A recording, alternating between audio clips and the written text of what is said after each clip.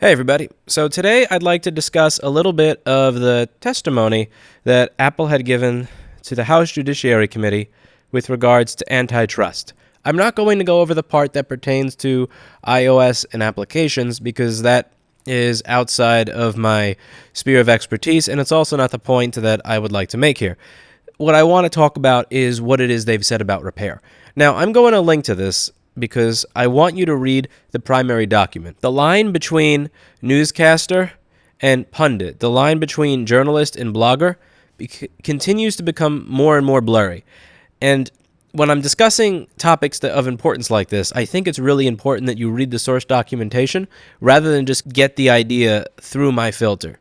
Because if you're only listening to what I say, then you're only getting half the story, and you may disagree with what it is I have to say or my interpretation. That being said, let's get on to their testimony that they gave. I'm going to read it and give my thoughts. Here it says, for number 17, why does Apple prevent independent repair stores from accessing many of Apple's spare parts and repair manuals? Isn't this just a way for Apple to elbow out competition and extend its monopoly into the market for repairs? Apple's answer, our goal is to achieve a safe and reliable repair for our customers, whether that repair is done by Apple or a service provider designated by Apple. Apple has spent time and money to make Apple devices incredibly user-friendly, but they are still complex, very technical machines, and there are a number of factors that go into achieving the goal of ensuring repairs on these devices are safe and reliable. I correct myself, complex devices. Genuine Apple parts are designed, tested, and manufactured for Apple quality and performance standards. If a customer needs an Apple device repaired, it's important that the repair be conducted by a certified technician who has completed Apple service training and who uses genuine parts and tools.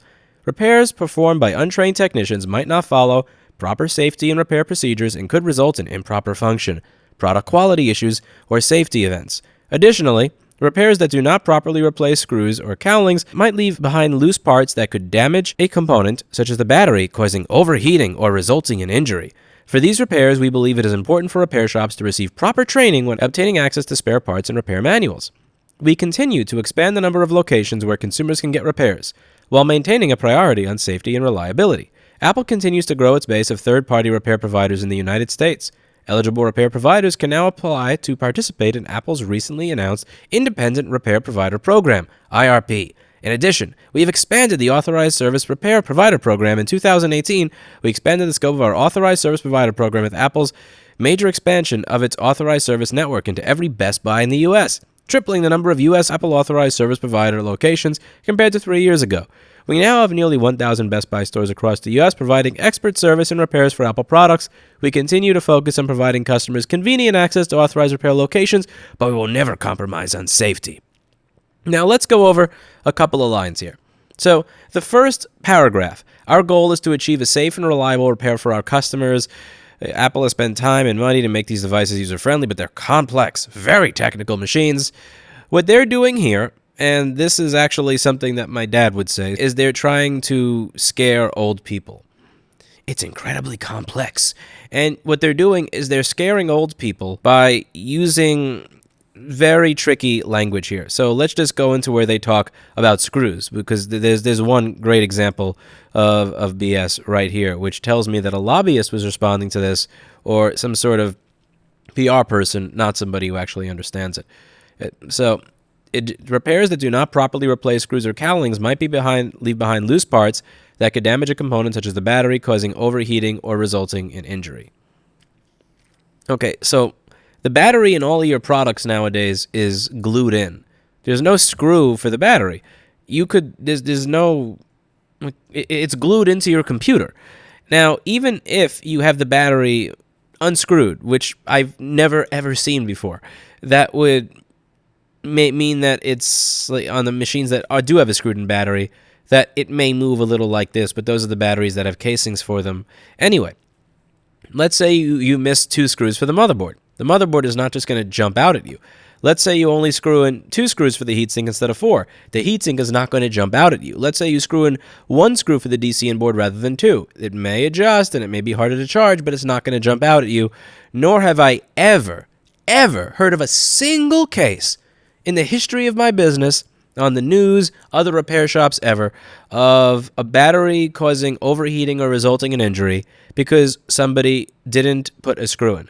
The worst thing that's going to happen if you put the wrong screw in the wrong hole is that you kill it, and that is something that independent repair shops and Apple stores have done alike. Jessa has received several repairs where somebody went to the Genius Bar and then had to pay her for data recovery because while they were fixing the screen, somebody put the long screw in the short hole. Sometimes, with the salaries that they're paying people in these businesses, you get good people. But sometimes you don't. You know, it is what it is. It's, how do I put this? Sometimes you're going to get a genius, and sometimes you're going to get an idiot. That's normal with these types of jobs. Now, if repair was a profession that always paid $250K and up, then maybe you'd always get a genius, an actual genius and not an Apple genius. But when you're paying in the range of, 14 to 25 or so an hour, you're not always going to have somebody who is the best. Can you hire smart people at that wage? Yes. Are you always going to every single time? No. And the same thing is true for the authorized center as for the unauthorized. So, TLDR here. When they say Apple has spent time and money to make Apple devices user-friendly, but they're still complex, very technical machines, complex devices, safe, reliable. What they're doing here is they're trying to scare old people who are out of touch with technology and the government into believing that while it may look user-friendly, inside, very scary. And if you open it, bad things can happen. You don't screw in batteries into any of these devices anymore anyway. You glued everything together. If you want to talk about what's unsafe, how about when you have to do a battery replacement on any of your products, I have to take a Utrecht art supply store spatula that could puncture a battery, put it under this battery that is in this soft casing that can be easily punctured, and do this over and over and over and over until I get it out of the device, unlike other devices where I just go boop and the battery is out. If you want to talk about unsafe, let's talk about how you design the product rather than what independent repairers may do. And if we're talking about long screw damage, everybody in this industry has at one point gotten a data recovery because somebody went to an Apple store to have their screen replaced, given back to them and said, sorry, this doesn't work, and they won't even replace the phone even though it died in the store, which is something that independents are expected to do, by the way. And we look at it, and it's long screw in the short hole. Long screw in the short hole is going to cause the device to be dead because you drilled through a layer of the board. But it's not going to cause overheating. It's not going to cause injury. It's not going to cause batteries to explode.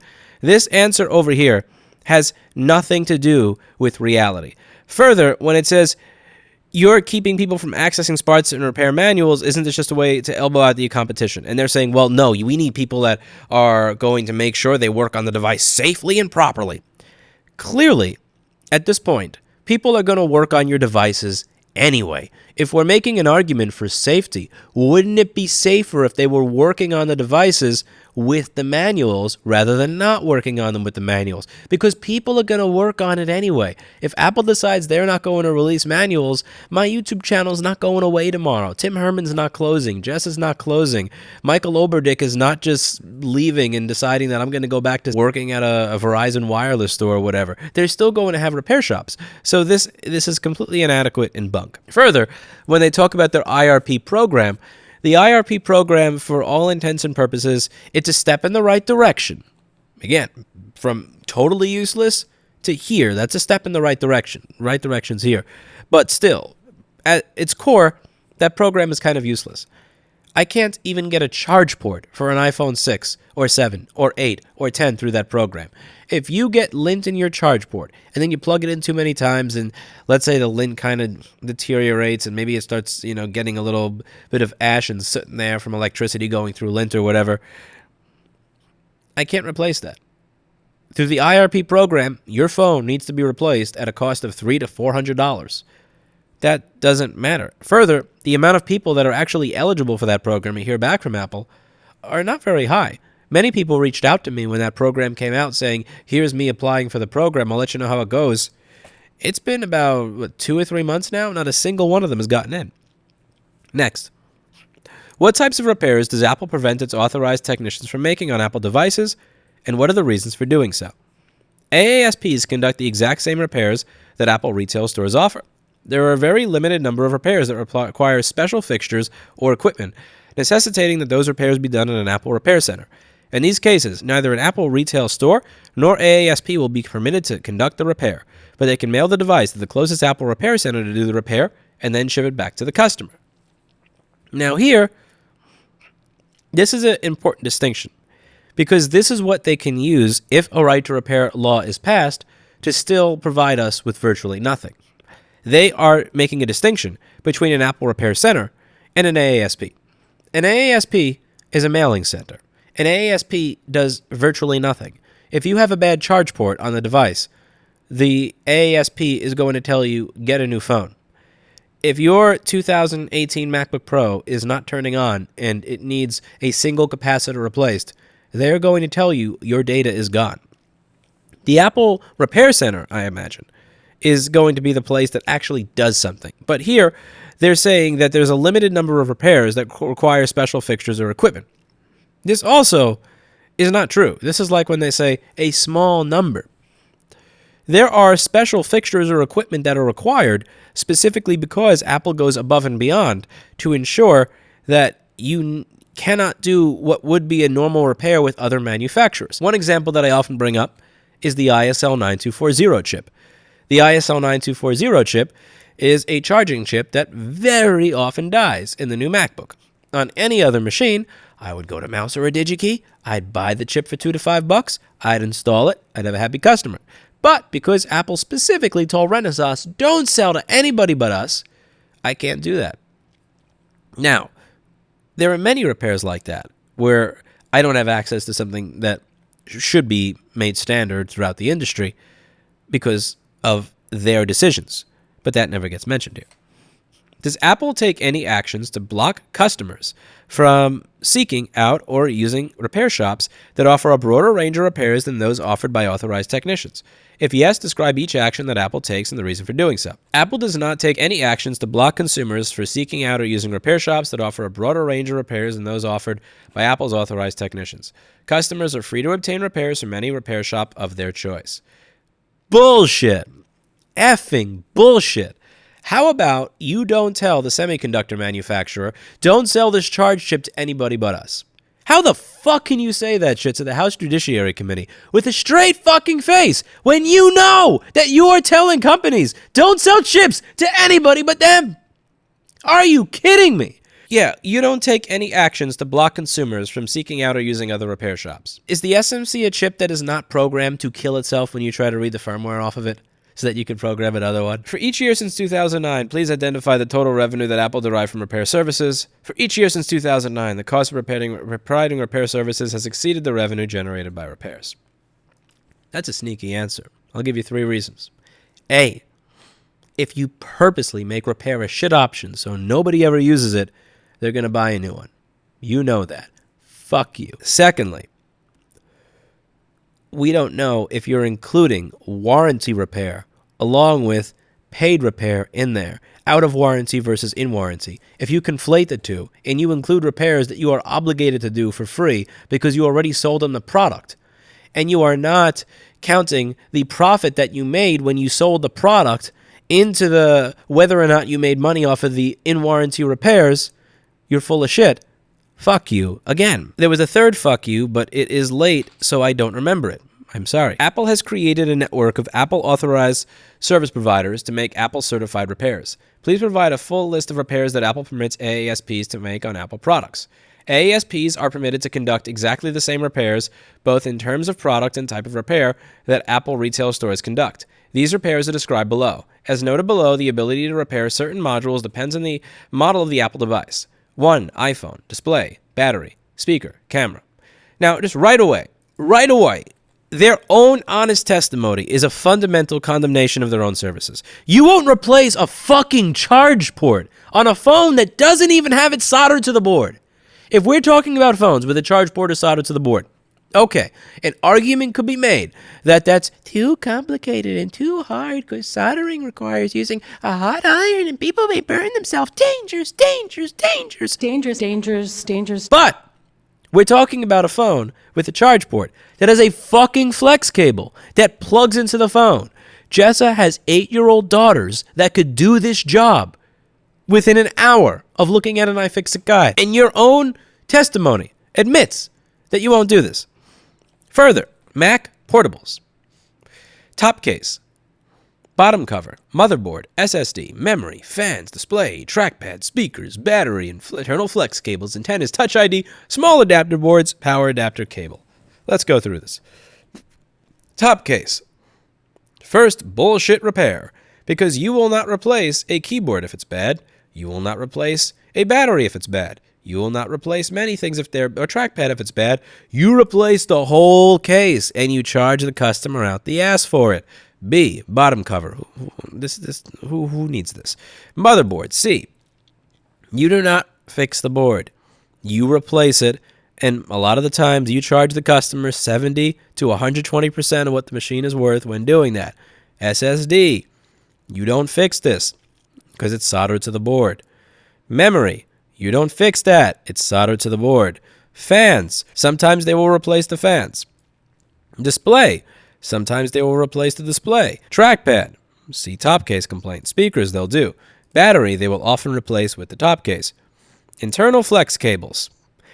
Yeah, I'm sure you're going to replace the internal flex cable when it's bad. That's why when CBC News brought you a MacBook with one bent pin in the flex cable, you told them they needed an entire display, they needed a top case, and they needed a motherboard. This is a half-truth, because anytime you go to the Apple Store, if you have a problem with this, or this, or this, what they do is they tell you that you need this. That's not repair. They don't replace the one thing that's broken. That's the entire point. For other Apple products, both Apple Direct repair channels and AASPs offer repair services through refunds or replacements. We currently do not provide same unit repairs for all products due to the challenge of reliably reassembling devices after disassembling the unit for repair. For example, it is not possible to reliably repair some products because it is not feasible to split products into its component parts without significant risk of damage to those components. I had a first-year immigrant that wasn't speaking English, that had virtually no technical experience replacing MacBook Air and Retina screens within 3 months of employment. And you're telling me that a company with $200 billion in cash can't figure out how to do the same thing? Read my reviews. I know what you're going to say. It's hard to do the Retina screen. It's hard to do the Air screens and get a perfect job. Do a tour of my shop. Just look through the tour of my shop. Does this look like a place that's beautiful? Do I look like I have laminar flow benches for every single person besides the data recovery guy? Then look at the reviews. What do they say? I'll leave it to that. Next, does Apple limit the repairs it permits AASPs to make? If so, please provide a full list of the repairs that AASPs are not permitted to make and explain all the reasons Apple does not permit each type of repair. AASPs are permitted to conduct exactly the same repairs, both type of repair and type of product that Apple's retail store staff are permitted to conduct. For more complicated repairs that can't be handled at stores, at Genius Bars, both Apple retail store and AASP technicians can mail the units for repair to the nearest Apple repair center. Again, this is a misnomer. AASPs can conduct the same repairs as Apple's retail store staff. Apple's retail store staff is not allowed to do jack shit. This would be like somebody saying, do you limit the type of food that Lewis can eat? And I say, no, I don't. I allow Lewis to eat all of the exact same food that BlackBerry is allowed to eat. BlackBerry eats nothing but Hill's prescription diet urinary care, since she only eats one type of food. Clearly, that is a misleading statement. I'm saying, no, we allow them to do exactly as much as X. But X isn't allowed to do shit. If a customer seeks a repair that an AASP will not make, and the customer then seeks that same repair from an unauthorized technician, will Apple refuse repair services to that customer in the future? If yes, explain all the reasons why Apple refuses access to future repair services.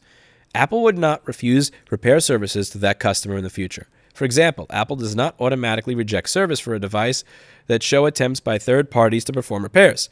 Similarly, the presence of non-Apple genuine components that are designed to mimic the function of Apple genuine components, even if those components infringe on Apple's intellectual property, does not automatically make the device ineligible for service by Apple. However, Apple may not provide service to devices in the following circumstances. Devices in which certain original components, such as logic board enclosure, have been replaced with non-original. This is due to the fact that to replace these components, devices to be disassembled to a point that special tooling and processes are required to reassemble the device. Attempting to reassemble devices disassembled to this state without using proper Apple tools and processes may result in the issue the customer has reported. I'm sorry. When did a T3 and a T5 screwdriver become special proper tools, special tooling and processes? A T3, a T5 screwdriver. We're talking about an old MacBook Air. We're legit talking a T5 screwdriver. Like a T5 screwdriver. Now, admittedly, I'm a little bit with Apple here. If somebody has fucked with your device and you can prove that they have genuinely fucked with it and they've destroyed it, I'm not totally against you offering them a ridiculously overpriced repair. If they have genuinely sodomized and destroyed it with their inexperience, then go ahead. But don't try and say to the House Judiciary Committee that if somebody has replaced the logic board, that means that you need special tools to put the original back in. You need a fucking T5 screwdriver. I do this at the beginning of every single one of my videos. Who are you trying to fool? You're either trying to fool people that are beyond the OK Boomer meme, that have no idea, that probably have never even opened the 1960s radio because they were so old in 1960 they didn't know what a radio was, or B, they just don't care. And they know that the person that they're talking to doesn't care, and this is all theater. Or maybe it's both. Next. When a device has been disassembled to a point that special tooling and processes are required to reassemble the device. When an Apple genuine component has been replaced with a counterfeit designed to look like a genuine Apple but not designed to function. Okay, there I get it. If somebody asks me to fix something that they bought from me, and let's say I sell bicycles, and you replace the brakes and the brake pads and the chain and everything else with 3D printed shit that didn't actually move. Like it was a chain that if you actually tried to pull on would destroy. Or if it was brakes, they didn't move. They didn't have springy stuff in them or all this stuff. And you said, all I need you to do, Lewis, is change my tire. And I expect the bike to work when it's done. Don't you F with me and say something else is wrong with it. You're clearly a fucking scammer. But I get that. When a device is beyond economic repair, such as repairing the device would result in greater cost to the customer than replacing the device. Did you not tell the CBC News guy that his $1,200 laptop would cost $1,100 to about $1,800 or $1,900 to repair? Devices with intentional tampering designed to defraud Apple. Okay, there again, if you're trying to defraud the repair place, then just fuck you. I'm okay with that. Please provide a full list of circumstances or conditions under which Apple instructs AASPs to refuse repair services to customers and explain all the reasons for each instruction. Apple will instruct AASPs to refrain from providing repair services on devices in a limited number of circumstances for the reasons described in our response to question 24 above. Are there any repair shops to which Apple will not sell replacement parts? If yes, please identify and describe the factors that determine whether Apple will or will not sell replacement parts to a repair shop. Eligible repair providers can now apply to participate in the IRP program. If accepted into the program, Apple will sell commonly repaired components, including iPhone displays and batteries. Okay, I'm not even going to finish reading this. As I've mentioned 3 times, you cannot buy anything besides iPhone screens and batteries. MacBook screen? No. MacBook battery? No. iPhone charge port? No. Under that program, if you show up at a store and say, I have a bad charge port, I'm forced to say into that IRP program, there's no Apple charge port. Sorry. So when you say, are there repair shops to which Apple will not sell replacement parts? That's a fucking yes or no question. And you answered that question without a yes or a no. You realize that government is just one big shit test at this point. Surely you must. Apple is so confident in how badly our system works that they are open to having what appears to be a first-week PR intern write this misleading, misinforming, lying, sack-of-crap document that I wouldn't wipe my ass with if I was out of toilet paper to a member of Congress. Because either A, they're so misinformed, so out of touch with technology, so out of touch with the economy, and so out of touch with what the American people want that they will just eat the answers at face value and accept them without further questioning, or B, they are in touch with what we want. They just don't care because they got paid off behind the scenes anyway, and they already made their decision behind closed doors before these questions were even asked. They just need to put on a little show and political theater so that people think that they're actually working for the people so that they don't get pitchforked and voted out of office. Either way, if there are no follow-up questions to this, if there's no follow-up inquiry, if there's no new legislation drafted, if there's no follow-up questions to try to see if what was put in that document, that garbage, was actually true, you will know exactly what a shit test government actually is. We can hope for the best. We can be optimistic. We can hope that David Cicilline goes through this document, reads through it, tries to fact check it, looks it up, Googles it a little bit, asks some colleagues, and figures out that what is in that document is a pile of effing crap and moves on. We can be optimistic, and we can cheer for him and hope for the best. But if that doesn't happen, I want you to be clear and understand this point in black and white. I've been working in this business for 11 years, talking about it for about 7 or 8 years on the internet. This is the first time we've gotten a genuine interrogation by the government of Apple of these types of practices related to right to repair. If they swallow this bullshit whole, you will know exactly who your government works for and who it doesn't. That's it for today, and as always, I hope you learned something.